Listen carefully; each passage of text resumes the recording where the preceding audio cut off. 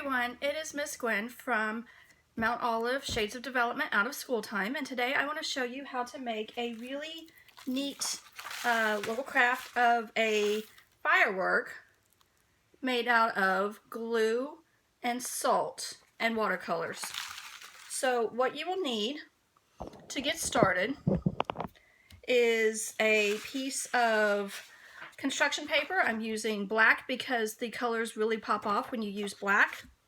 You'll need a little bit of water. You will need some regular glue. Elmer's glue will be fine. The white glue is fine. I'm using clear just because this is what I have, but either the white or the clear. You'll need some watercolors. You'll need a paintbrush. I'm choosing to use a tray because it will collect the salt and it will make it easier for cleanup. And you'll need a little bit of salt. So to get started, take your construction paper, whatever color you use, and place it down on your tray.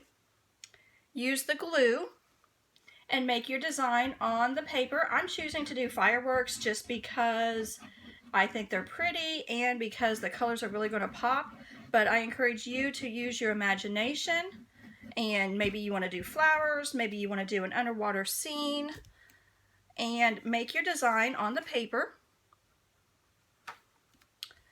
Then you will take the salt, and you're just going to very liberally pour the salt over the top of your glue. You need to do this while it is still wet so that the salt will stick to the glue.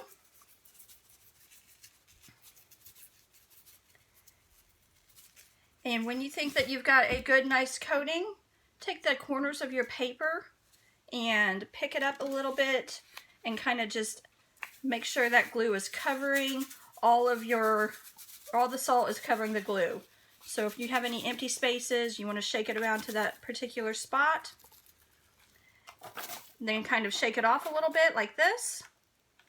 This is a time where you want to take your tray that has all this extra salt on it and dump that in a trash can that I've got sitting right here next to me.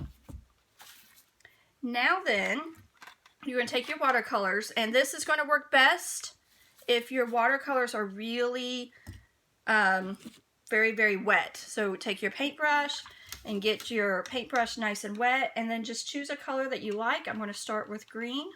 It's going to work really well if this is really soppy wet, and get this just very, very wet. And then just kind of dab the color onto your design. Just like this. And if it's going to dry out really quickly, you need to add more water to it and just kind of dab, dab, dab. You can change colors by rinsing your paintbrush and then getting your next color very soppy wet and dabbing.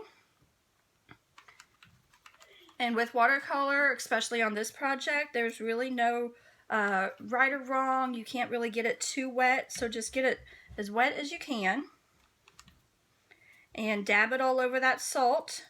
The idea is to try to get it to be colored before the salt and the glue dry. So now I'm going to switch. I'm going to rinse my paintbrush, and I'm going to switch to yellow, and I'm going to dab, dab, dab. Lots of water on my watercolors. Make it very soupy almost. I'm going to switch colors again. Now I'm going to go to orange. And you're going to continue this process until you have colored all of your design. The wetter your watercolors are, the more the color is going to pop. And you just continue to dab your color onto your design until you have it the way that you like it. And then you'll need to let it sit and dry overnight. And when you have finished your project, you might want to give it an extra tap to make sure all of the salt has come off that is not permanently attached to the glue. And if you want to keep your creation a little bit longer, you may choose to spray it with some hairspray. This is the finished product of what I did earlier today. You can see how those colors really pop off of that black. And this is a fun thing that you can do at home. This is the one that I've just created. I'm going to tap it a little bit to get that salt off.